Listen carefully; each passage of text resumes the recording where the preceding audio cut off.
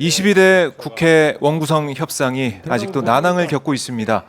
우원식 국회의장은 원구성 협상 여야의 시한을 23일까지, 그러니까 이번 주말까지 두고 있는 모습인데요.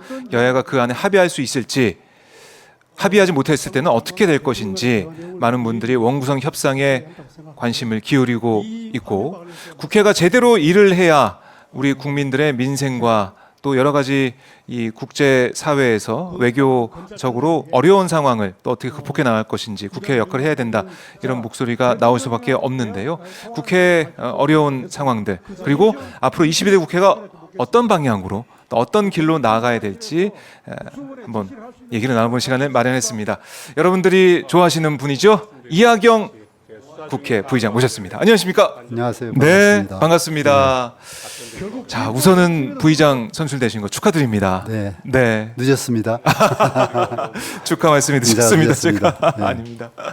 자, 먼저 저희 오마이TV 오랜만에 오셨잖아요. 인사 말씀부터 좀 들어보겠습니다. 네, 오마이TV 시청자 여러분, 그리고 시민 여러분, 국민 여러분, 반갑습니다. 국회 부의장이 대단한 자리는 아니지만 그래도 국회의원으로서 좀 더 적극적으로 일을 하라고 이런 자리를 주셔서 앞으로 2년 동안 열심히 국민의 편에 서서 국민의 입이 되고 국민의 마음이 돼서 국회에서 관철하도록 노력하겠습니다. 네, 반갑습니다.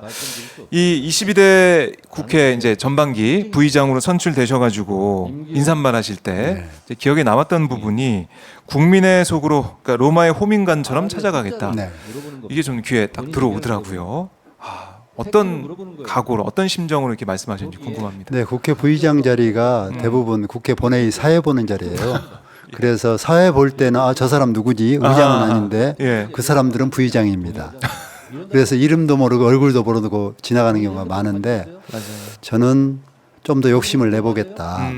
국민의 편에 서서 국회 본청에만 있는 게 아니고 네. 또 사회 보는 사회자로서가 아니고 실제 국민 속에 들어가서 아픈 곳, 힘들어하는 곳, 슬퍼하는 곳 이런 곳들을 찾아가서 그들의 삶을 들여다보고 네. 또 그들의 이야기를 듣고 이것을 국회에 반영해서 법과 제도로서 빠르게 대처할 수 있는 그런 옛날 같은 암행어사 박문수랄지 또 로마 시대의 공화정 시대에 호민관이 있었어요. 네. 그때 기득권들이 통치를 하는데 백성들이 너무 살기 힘드니까 반란을 일으키고 또 막 이랬잖아요. 그때 호민관을 두어서 그들을 찾아가게 하고 그들의 이야기를 듣고 국정에 반영하도록 하는 제도였거든요. 네. 처음에는 듣기만 하게 하다가 나중에는 이 민중들의 힘이 커지니까 그 결정권까지도 주어가지고 권력에서 이렇게 바로 직결 효과를 발휘할 수 있게 하는 제도가 있었거든요. 우리나라는 국회의원 제도가 있어서 각지에 300명이 곳곳에 호민관 역할을 하지만 그러나 또 특별 호민관으로서 네. 뭐 긴급하고 심각한 곳에 직접 찾아가서 빠르게 민심을 수습하고 민심을 듣고 네. 국정에 반영하는 그런 역할을 좀 해보고 싶습니다. 현장 속에서 열심히 현장 속에서 열심히. 듣는 역할을 하는 새로운 현장의 부의장, 국회의원 부의장 아저씨 뭐 그런 역할을 해보려고 합니다. 그러네요. 제가 말씀하신 것처럼 저도 이제 올해 국회 출입했지만 부의장은 자주 생각이 안 나는 것 같아요. 네, 그렇죠. 근데 이번에는 우리 국민들과 민심 속에서 같이 호흡하면서 네. 정말 국민의 목소리를 듣고 그걸 반영하는 국회 부의장. 네. 어떻게 보면 현장형 국회 부의장이 그래서 될 수 전국에 있겠습니다. 계신 우리 시청자 여러분께 예. 우리 동네 어려워. 우리 국회의원한테도 이야기했는데 잘 안 되는 것 같아. 할 때 저희 국회의원실이나 부의장실로 연락 주시거나 네. 제 개인 번호로 연락 주시면 예. 제 페이스북에 거기다 늘 올려주시면 예. 제가 이렇게 듣고 그렇죠. 필요하면 찾아가겠습니다. 네. 저 국회 부의장이 직접 가서 민원을 듣고 시민들을 만나고 또 지역에서 활동을 한다. 와, 이거 생각만 해도 획기적인 일이 될 것 같습니다. 괜찮죠? 네. 네, 해보고 싶습니다. 알겠습니다. 저희가 지켜보고 그 성과도 나중에 한번 저희가 체크를 해보고 그런 시간을 갖도록 하겠습니다. 그런데 이제 국회 말씀하셨듯이 300명의 호민관이 있다고 하셨잖아요. 근데 국민들이 볼 때는 108명의 호민관은 지금 일을 안 하는 게 아닌가, 이런 걱정을 하시고 있을 것 같아요. 원구성 협상이 안 돼서 국민의힘 의원들이 지금 상임위도 그렇고 다 안 들어오고 있습니다. 또 국회 부의장도 지금 누가 될지 모르는 거 아니겠습니까? 국민의힘 몫에. 그렇죠. 이 상황 좀 어떻게 봐야 됩니까? 뭐 그동안 매번 그래왔는데 예. 심지어는 막 7월 달까지 넘어가기도 하고 과거에 그랬는데 21대. 이건 국정의 낭비죠. 국회가 하라고 하는 일을 제때제때 빨리빨리 해야 되는데 네. 요즘에 얼마나 힘든 일과 또 위급한 일들이 많이 생깁니까? 그래서 빨리 국회를 열어야 되는데 늘 그 힘겨루기 하다가 세월을 낭비하고 있는데 네. 이 두 사람 간에 또 사인 간에 또는 두 집 간에 두 집단 간에 계속 분쟁이 일어날 때는 그것을 누가 중재하거나 화해하다가 안 되면 어떻게 해야 돼요? 그럴 때 법대로 하라고 법이 있는 거죠. 그래도 법대로. 그래서 오늘 제가 이렇게 국회법을 가지고 나왔습니다. 아, 국회법 가져오셨네 진짜? 이럴 때는 헌법 국회관계법. 이제 기다려 주다가 네. 도저히 안 되겠다 하면 국회법대로 하면 됩니다. 우리 우원식 의장께서 하시는 말씀이 예. 안 되면 국회법대로 하겠다. 이렇게 해서 국회법이 필요하면 여러분들에게 설명을 하겠습니다. 네. 아니, 제가 인터뷰를 많이 해봤지만 이렇게 국회 법을 들고 와서 인터뷰하신 분 제가 처음 뵙는 것 같습니다. 그만큼 법대로 할 수밖에 예, 없다. 예. 뭐 이게 협상하고 협의하고 대화하고 타협 뭐 말은 좋은데 그러다가 계속 시간만 끌면 국민들의 이게 시간이 모아져서 국회의원들이 그 시간 그럼요. 갖고 예. 그 세비를 갖고 일을 하는 거잖아요. 일을 못하는 건 막아야 된다 이렇게 보시는 거군요. 민주주의가 물론 협상하고 협의하는 것이 기본입니다. 근데 그것이 이제 도저히 더 이상 안 될 때 그때는 정해진 법대로 네. 빨리빨리 또 나가야죠. 빨리 나갈 수밖에 없다.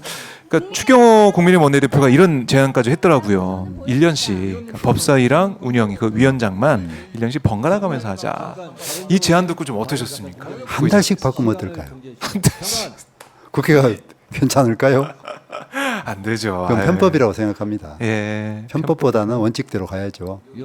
국회법에 의하면 48조에 네. 이렇게 여야가 원구성이 됐을 때 우리가 6월 5일 날 원구성을 했잖아요. 네. 그럼 7일 이틀 안에 명단을 제출해야 돼요. 원내대표들이. 예. 명단 제출하면 그걸 받아들여서 상임위를 구성하면 되고 안 되면 국회의장이 강제적으로 그냥 편성할 수 있게 돼 있어요. 그렇군요. 근데 지금 그 여당이 상임위 명단을 안 네, 내고 네. 있잖아요. 그래서 원구성이 안 되고 있는데 이제 강제로 편성할 수 있습니다. 그리고 상임위원장도 국회 본회의에서 뽑으면 됩니다. 그러면 어떤 결과가 나오냐면 네. 소탐 대실 결과가 나오죠. 저쪽 소탐 대실. 여당은 왜냐하면 예. 상임위에서 직접 투표로 뽑으면 다수당이 전부 상임위원장을 다 뽑을 수 있죠. 네. 네. 그런데 11대 8로 7로 11대 나눠주자고 7로, 하는 예. 것은 그동안 서로 득표율대로 좀 그 정신을 반영하자. 훨씬 더 민주주의에 가까운 거죠. 네. 그러나 법은 그것이 안 될 때는 그냥 다수결로 결정한다. 그리고 이미 이건 우리나라가 그렇게 한 게 아니고 미국은 종래로 그렇게 하고 있습니다. 그러니까요. 이게 다수당이 되면 한 다 석만 가져가더라고요. 많아도 예. 그냥 원내 그 선거에서 다수당이 전부 독식을 합니다. 하하.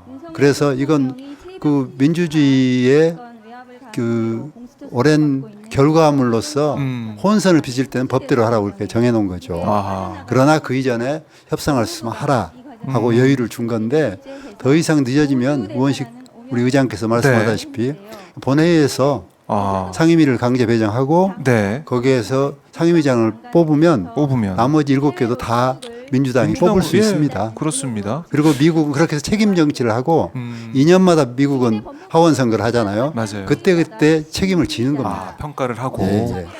싹 가져와서 책임 정치를 못하면 하고 다 바꾸고. 못하면 또 바뀌니까. 네, 한석만 많아도 다 바뀌니까. 이게 책임 정치죠, 사실. 그렇네요. 네. 그게 이렇게 지지부진할 일이 아닌 거죠. 아, 이건 우리가 성숙한 민주주의로 가자는 건데 네. 그걸 못하면 다시 그냥 법대로 하는 거죠. 네. 법대로 네. 그게 법대로 하는 게 어떻게 보면 민주주의의 원칙이죠. 원칙이고 원리다. 이렇게 보시는 건데요.